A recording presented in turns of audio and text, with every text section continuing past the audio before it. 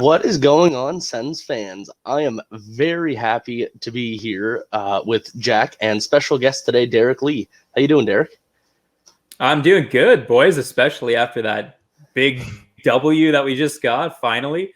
Yeah. I'm doing great. Nice to join you guys, too. I'm a big fan of the show, so pleasure to hop on. I'm just warming my voice up, too.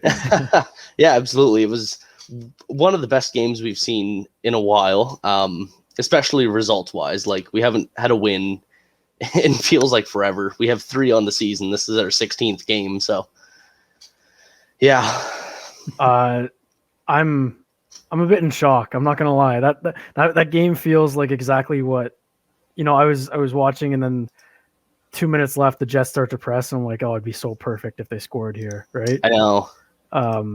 But they managed to hold out, and then the last second goal by who else could score that than Tkachuk, right? I know, and it was such a Tkachuk goal. Yeah, it's perfect. Yeah. Just great stuff. Yeah, and comment here from Sens, a bunch of numbers. Hogberg played an excellent game. He did. And I'll be the first one to say I tweeted out earlier in a reply to somebody, and I said somebody was like, "Oh, Hogberg's starting tonight," and I said, "Yeah, we'll see Gus in an hour. Don't worry about it." Yeah, I saw that. Right, about 3 minutes left in the game. I said, "I don't care how this ends up. I apologize for what I said." I mean, I don't know about you guys either, but he had a solid first, right? He did, and that's what I was noticing. And he's had stretches where he's been like made a crazy save every now and then, but the sustainability of it was never there. So it's so good to see. It's kind of like that this is the exact same feeling I had when they beat Montreal last week, I guess. Yeah, because Murray got his legs back. So it's just nice seeing Hogberg getting the same kind of appreciation, I guess. Yeah, it was. I thought it's one of those sequence. Sorry, go ahead. No, go ahead, Derek.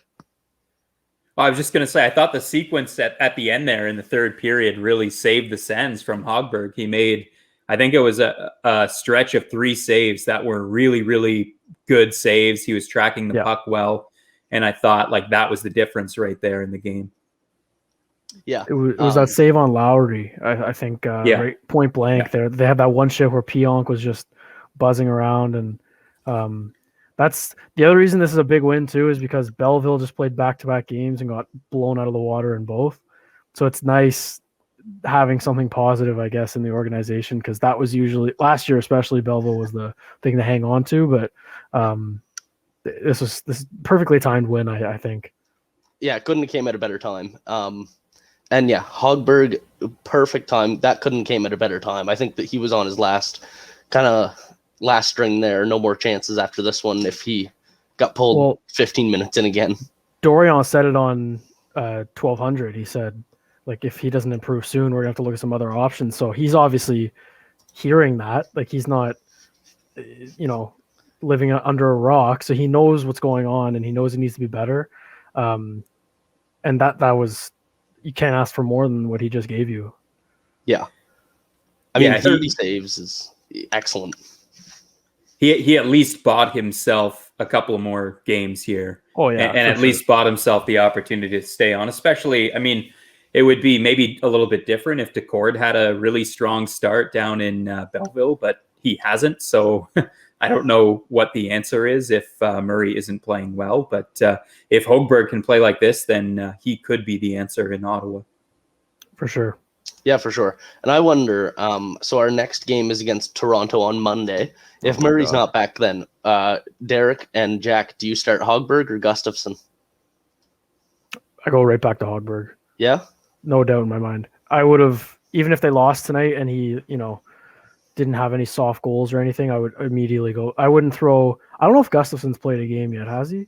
I don't think Gustafsson has an NHL game. Nope. I would be very hesitant to throw a rookie goaltender for his first career game against the best team in the division. That's true. Yeah. Either way, but this just solidifies the fact that Hogberg is going to be a starter for the next game and probably until Murray's back, anyways.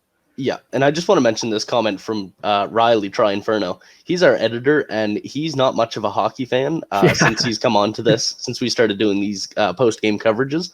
And he's already, like, that exactly. If you told me Hogberg was going to play good, I wouldn't believe you.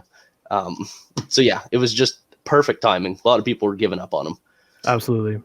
Well, we knew he was capable of it. Like last year, that was Hogberg. Like he played that good consistently. Yeah. You know, there was a few times he struggled with rebound control last year and struggled. He lost his net, not to the degree that he has shown this year, though. Agreed. Like he's over committing to his angles quite a bit this year.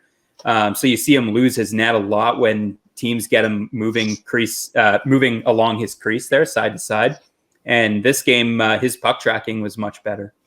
I think I said this in one of the other earlier episodes, Jacob. I think last year he said I could count on about 10 games, I want to say, where he like stole a point for them or something, and they went to overtime a lot last season. Yeah, and he could never win. I think he was like 0-6 in shootouts or something like that. But all those points added up. I mean, like Detroit was way past us in terms of like the points. But if he hadn't been that good, Ottawa wouldn't have been that far from Detroit, I don't think, in the lottery standings. So he definitely. That's why it's been so odd seeing him being so bad this season, because, like you said, Derek, like he's proved that he can be this good. This isn't out of the blue. Yeah. There's one comment here before we kind of get into everything that happened in the game that I want to get to. Imagine this team with a zinger. So if you haven't heard, Ottawa traded Cedric Paquette and Alex Galchenyuk for Ryan Dzingel again. Personally, I think it's a great trade. He is better than both of the players that we traded, and they didn't have a future here. Whether Zinger has a future after this season or not, I think he's kind of exactly what we needed, a really quick player, and I think he's going to fit in well on a line with Brown and Tierney. That's kind of my thoughts. Yeah, I like the trade personally. I think it's a better use of assets. It's a better, look at asset management. I mean, you get rid of Paquette, who really wasn't doing anything here. Galchenyuk, Galchenyuk's had, I guess, signs or glimpses of that offensive game that he could bring.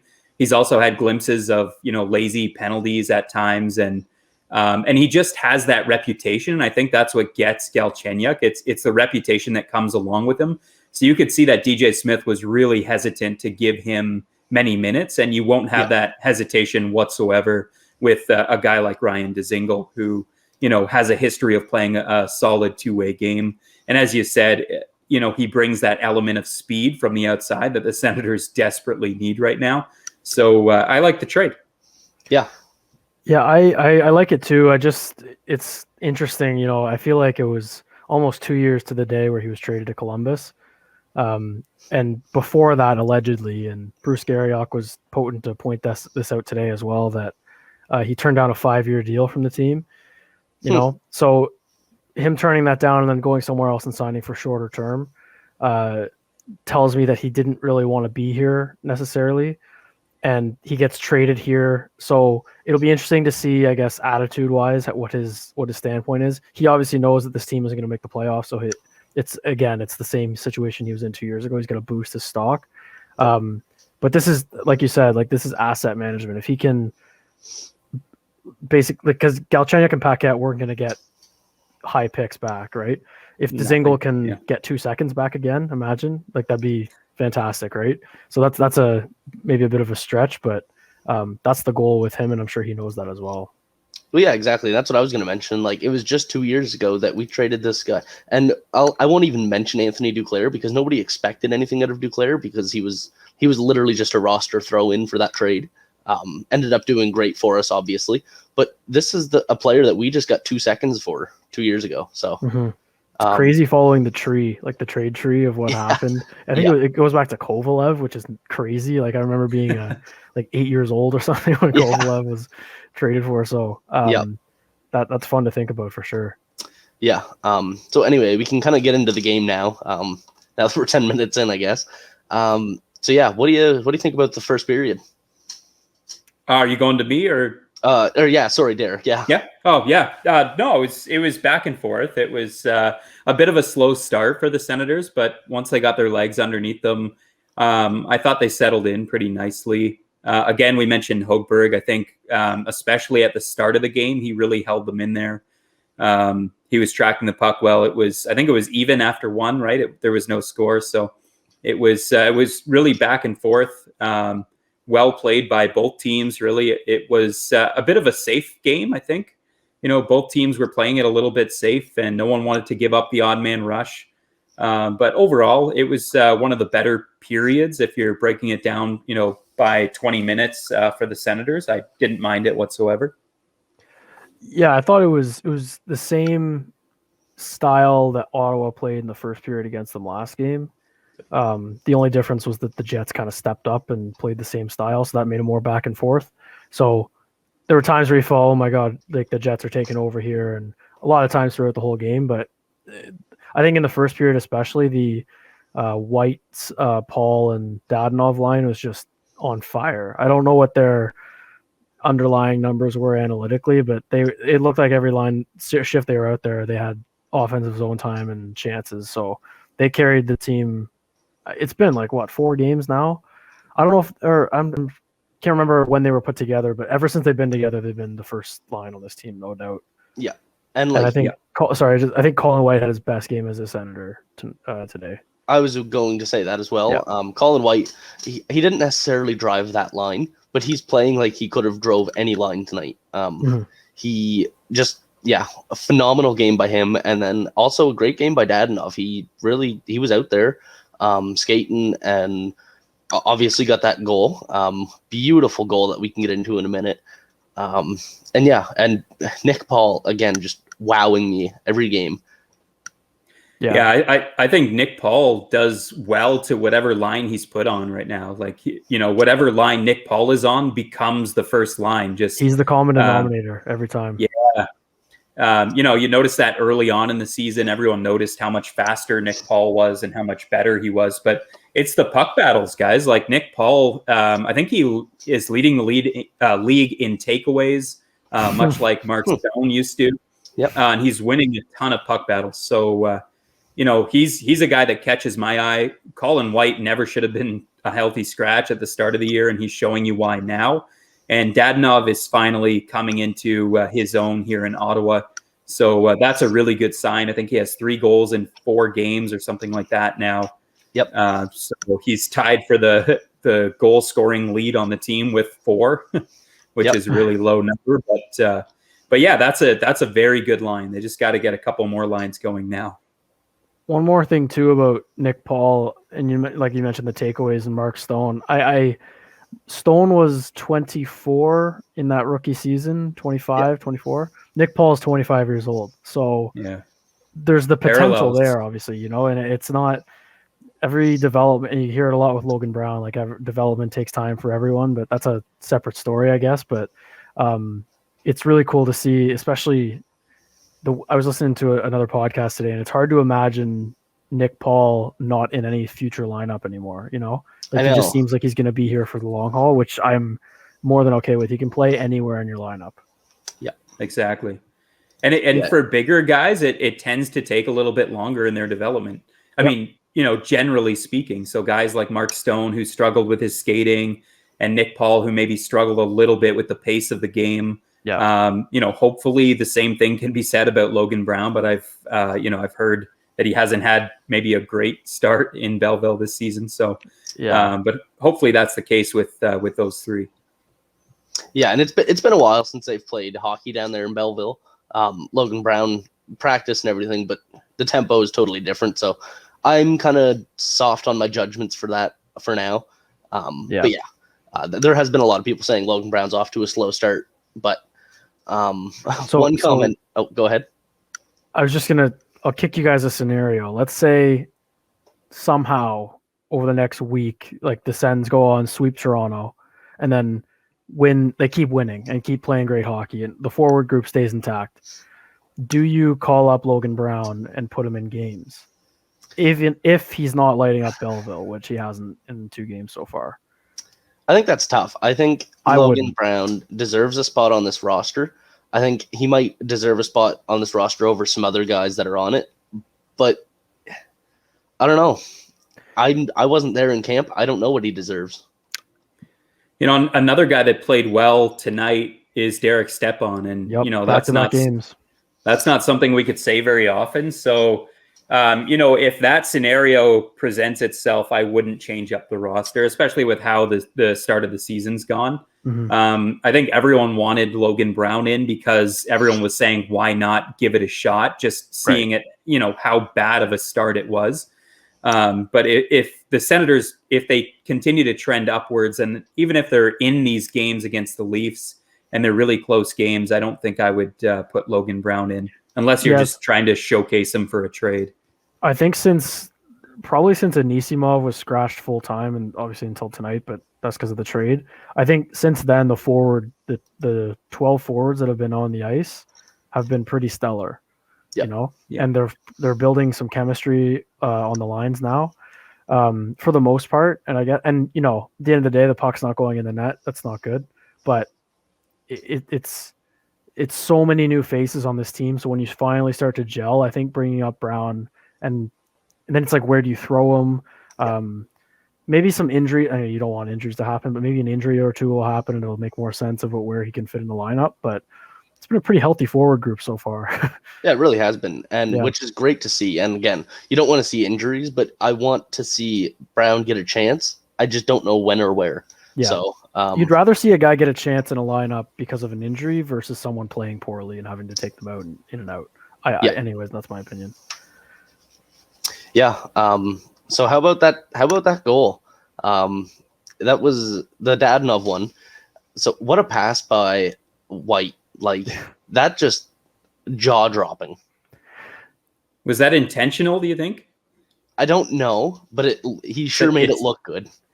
It did look really good, but I don't know if he was just sweeping it toward the net, because he'd have to have like some crazy peripheral vision to see Dadonov backdoor there. But either way, I don't want to take away from it because it was a terrific play. I think he knew Dadonov was there, but he had his head down and he kept going further. And I don't know who the Jets player was, but he was sliding and it went right under his leg. Yeah. So that's not a bounce, but that's definitely a break, right? And both goals, I guess, were breaks for the Sens, but it was a great play nonetheless. Like to have, he definitely knew he was there. But yeah, definitely a little bit lucky, we'll call it. But great pass nonetheless. Yeah. It's a hard pass to say that it was all skill, but you can't make that pass without the skill. So I don't know.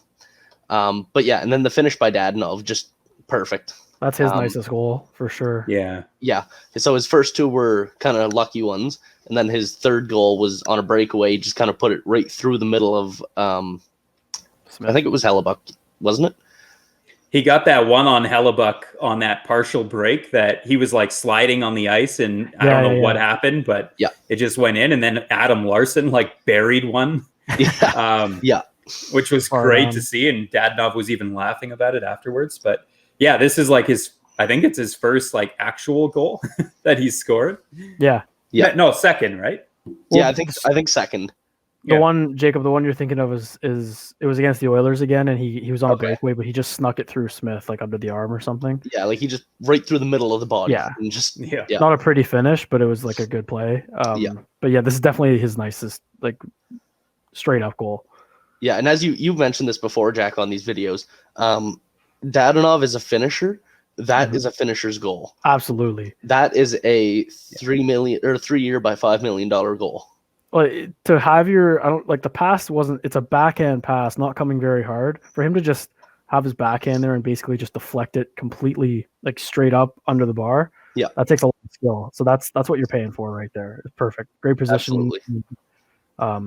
It's nice to see that line get rewarded, for sure. Yeah, they haven't had the best success on paper, but they deserve it. So yeah, I don't really have much else to say. It was a really sloppy game from both sides. I don't really have much else to talk about before the last 8 seconds. Anything else to point out for the game? Not particularly. Yeah. So, I mean, we get to the last 8 seconds of the game. It looks like it's going to overtime. There hasn't been much momentum going anywhere in the last 2 minutes, I'd say. And then Connor Hellebuck blows my mind and just leaves the puck for Connor Brown. Yeah. And Connor Brown puts it up to the point to Mike Riley. And I thought Mike Riley scored that, and I was so upset because I was like, there's Mike Riley again. Wolanin's going to be scratched when Brandstrom's back. But yeah, it was a great tip by Brady Tkachuk. And like we mentioned at the beginning, such a Brady Tkachuk goal. Perfect. You know what, though? Mike Riley lately is another player that just looks like a completely different player. Yeah. Like and he's been... Yeah, I kind of thought maybe it was the Artem Zub effect, that, he was acting as that stabilizer for Riley. But notice that lately I've been noticing Mike Riley on his own. I mean, he had that tremendous wraparound try. He went end to end. Yeah. And he had that wraparound try earlier. I just think he's way faster now. Like, his legs are under him. And he's making, not just his legs are faster, but he's making decisions much faster. I think it's his ice time, and we talk about deployment all season, right? And I think I'm looking at the ice time right now. He had 16 minutes, just under 17. That's pretty ideal. You don't want him playing 20 plus, which I think he was. And he had that rough game in Edmonton, I think it was, or Vancouver. I can't remember. But since then, you're right. I think since Zub has been there, he's been steady. But tonight was probably one of his best games of the year for sure. And I said closer to the beginning of the year that I don't think Mike Riley is a bad addition. We were just playing him in the wrong times, and he was playing not necessarily the right kind of modeled game. Yeah.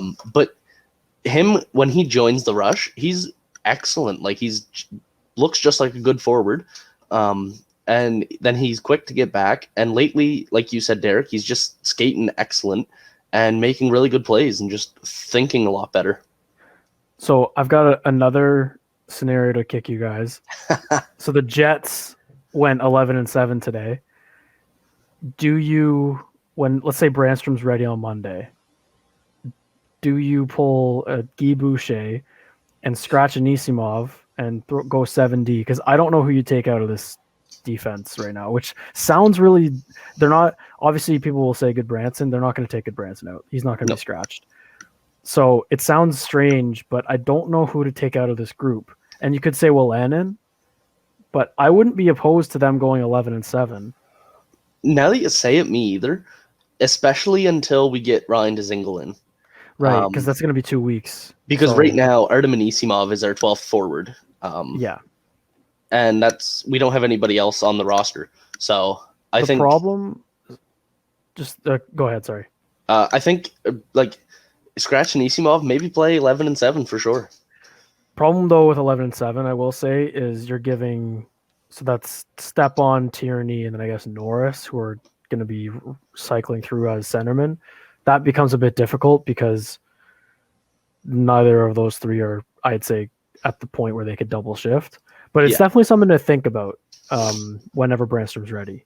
Yeah, I agree. Yeah.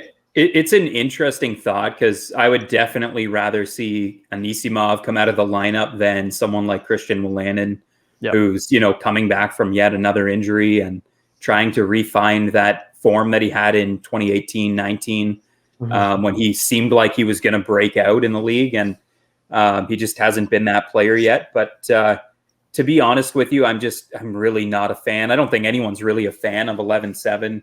I think it creates so many deployment issues. We were just talking about deployment and, how much of an issue that's been already this season.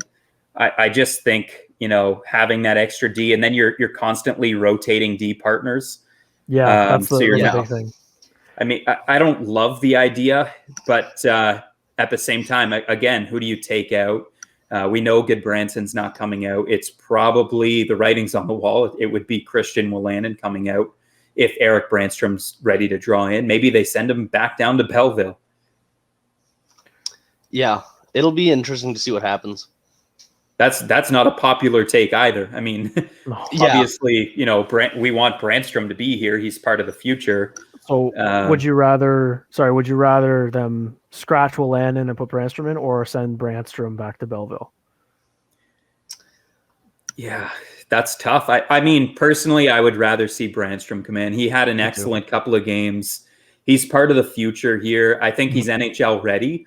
you don't want to send mixed messages to a player that you think is a big part of your future. Yep. So unfortunately, it just means that someone has to come out. And there was rumor of an unsaid defenseman, being on the trade block for Ottawa. And a lot of people think it's Mike Riley, but I would not be surprised if it's actually Christian Wolanin. Yeah, I think they're both very similar players. They have a different skill set overall, but they bring a very similar kind of thing to the team.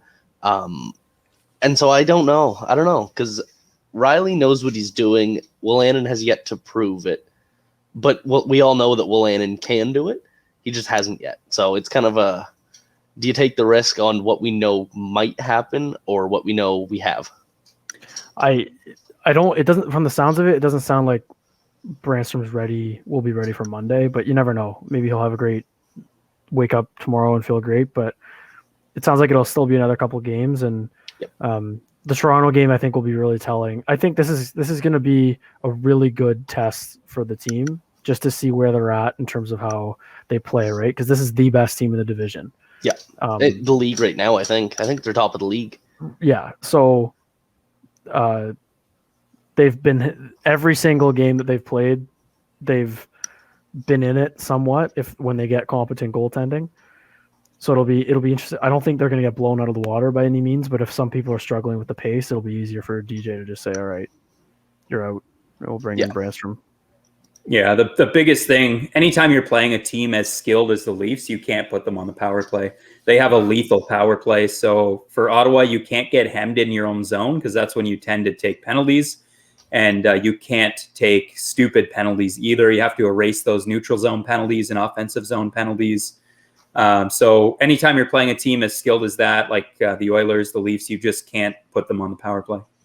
Yeah, exactly. And like we saw that against the Oilers. They got the 4 power play goals against us that game. So I think we've done very well at not taking as many penalties lately, especially Chabot. He took a lot at the beginning. He hasn't taken one in a few games, I don't think. But even on top of that, our penalty kill has been so much better. It has improved a little bit, yeah. Yep. Only once today, 1 power play each way today. So maybe that contributes to the way it did feel like the team was in a flow. Whereas the Jets had 11-7, so maybe they were never in that flow necessarily.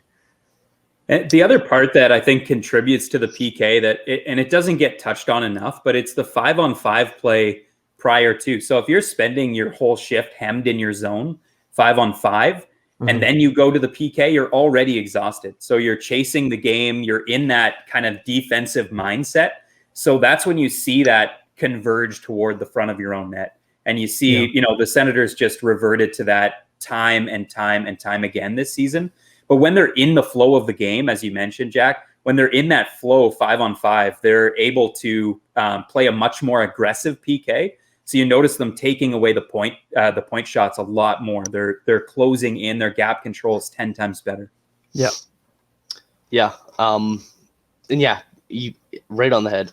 The only other thing I wanted to mention about our special teams was our power play. We only had the 1, and we didn't have a lot of momentum, but the momentum we had was incredible.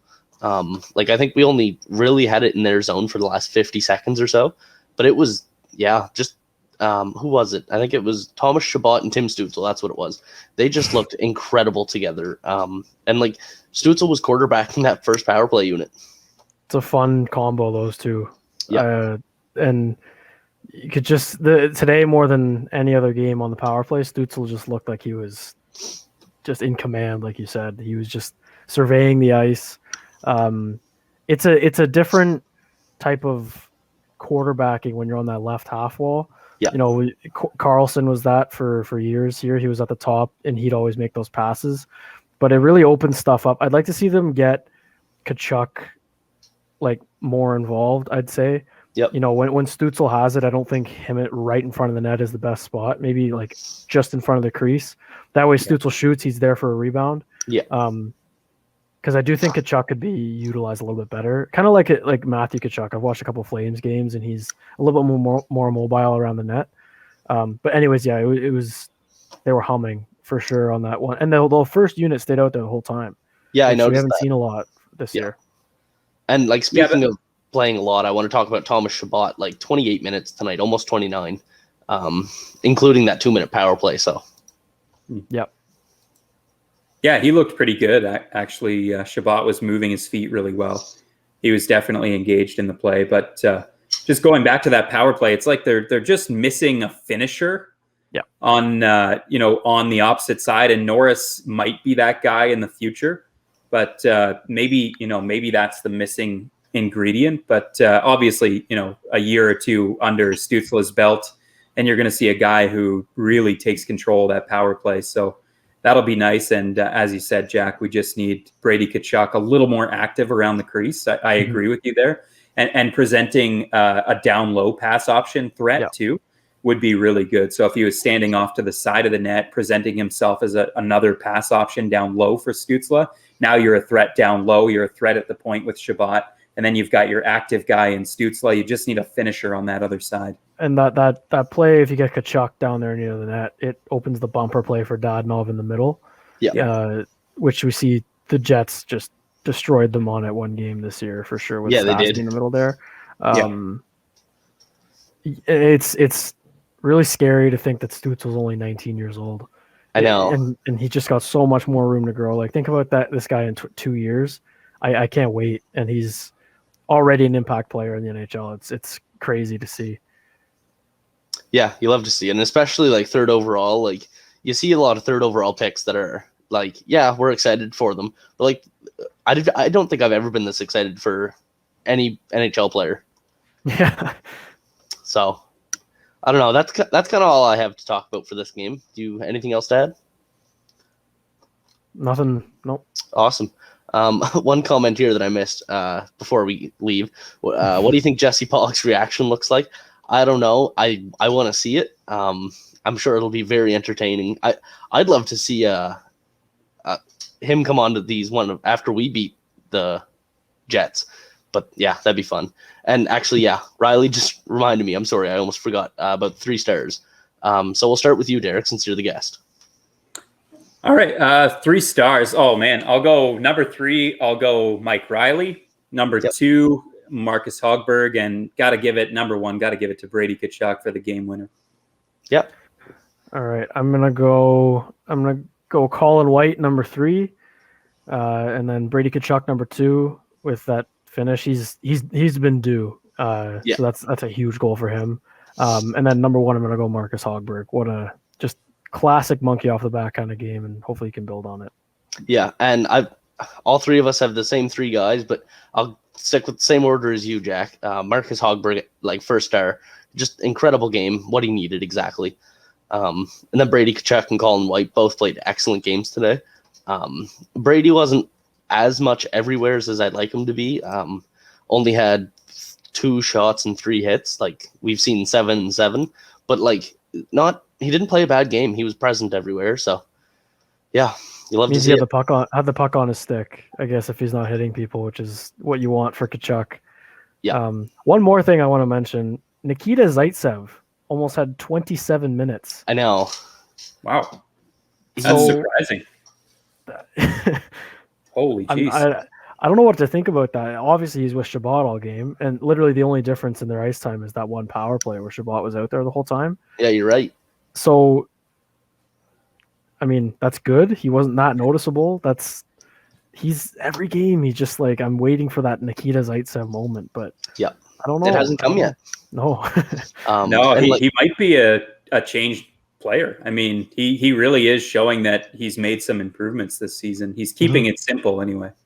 Yeah, and I've mentioned this before, and I don't know if you've noticed this, Derek, but DJ Smith was the defensive coach in Toronto in Nikita Zaitsev's rookie year, where he got this $4.5 million contract. So I wonder if that has anything to do with it. I don't know, and they had some of last year to work on it, but yeah, definitely good to see Nikita Zaitsev play 27 minutes and hardly being noticeable.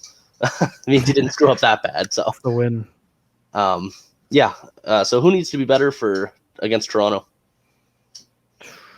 I'd like to see them get a few more lines going. So we mentioned, how many times did we mention the White and Paul Dadonov line? if they could get another line that's consistently playing in the offensive zone, so whether that's a combo of Stützle and Batherson, or whether that's, Brady Tkachuk with Tierney and Brown, they need to get another offensive line going so that they could consistently keep that pressure on the D.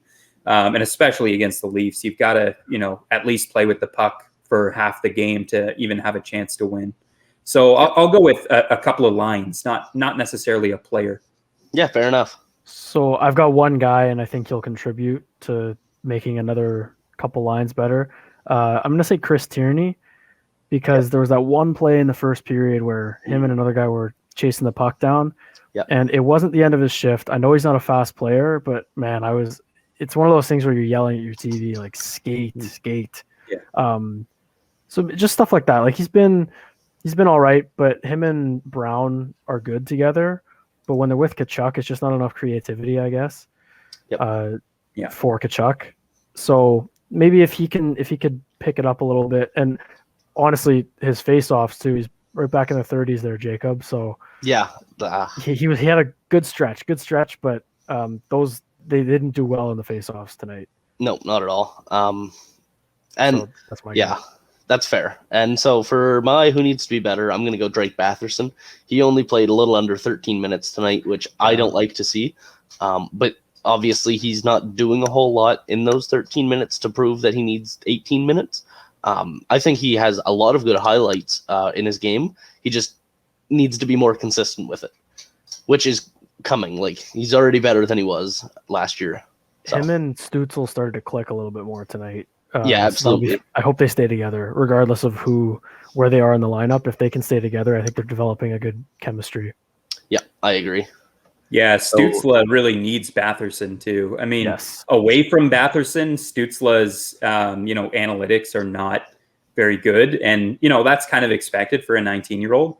But Stützle definitely thrives a lot more when he has a guy like Batherson who is at least an over 50%, Corsi player. He's a guy that could possess the puck a lot more than some of the other options. Tierney, Brown. I mean, those guys really just bring him down.